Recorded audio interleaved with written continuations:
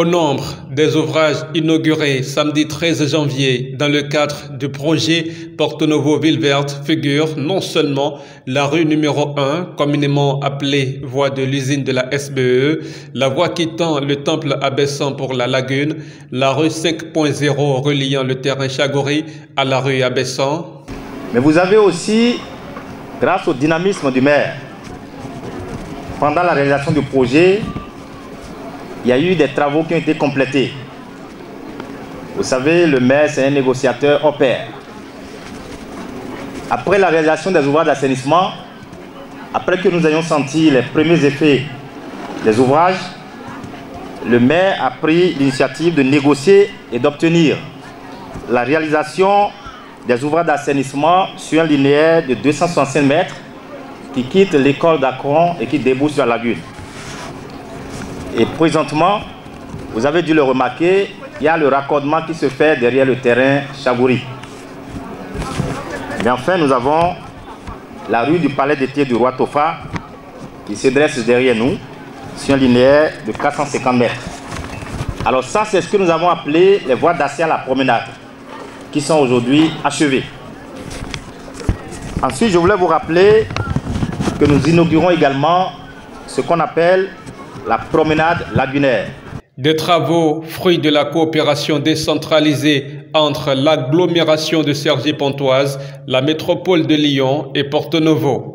Je voudrais reconnaître et saluer du haut de cette tribune le rôle prestigieux joué par le Fonds français pour l'environnement mondial et l'AFD pour avoir accepté de soutenir techniquement et financièrement ce projet.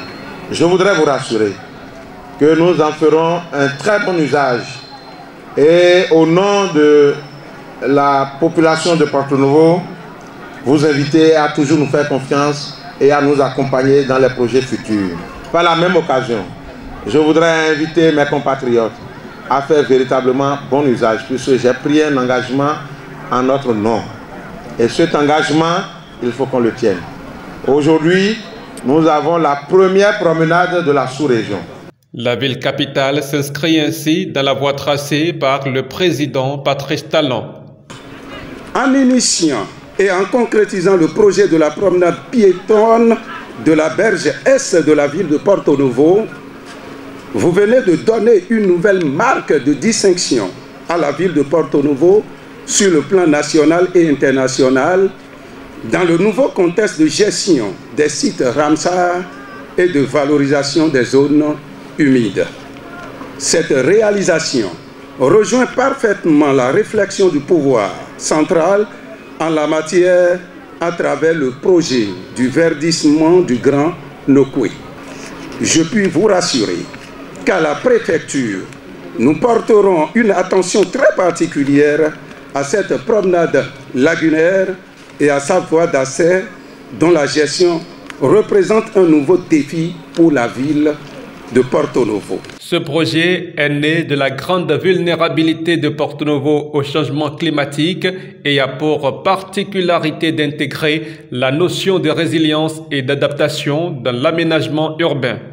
Au-delà du PNVV, la dynamique d'adaptation des villes au changement climatique entamée par le Bénin est largement soutenue par la France via le concours de l'AFD. Nous soutenons ainsi 10 villes béninoises en faveur de leur transition vers un modèle de ville plus durable et plus inclusif. Depuis 2018, l'AFD appuie le Bénin dans le renforcement de son potentiel touristique. Je pense au projet Réinventer la cité lacustre de Gambier, mais aussi au musée des rois et des Amazones du Dahomey et de la réhabilitation des palais royaux d'Abomey. Ce projet PNVV constitue le premier exemple achevé de cette lignée de projet et illustre parfaitement ce à quoi le partenariat entre nos deux pays peut aboutir. Au coordonnateur de l'unité de gestion du projet et au maire de Porto Novo, les partenaires ont tiré une fière chandelle. L'environnement est constitué de l'eau, l'air, les végétaux, les animaux, les hommes et les patrimoines culturels.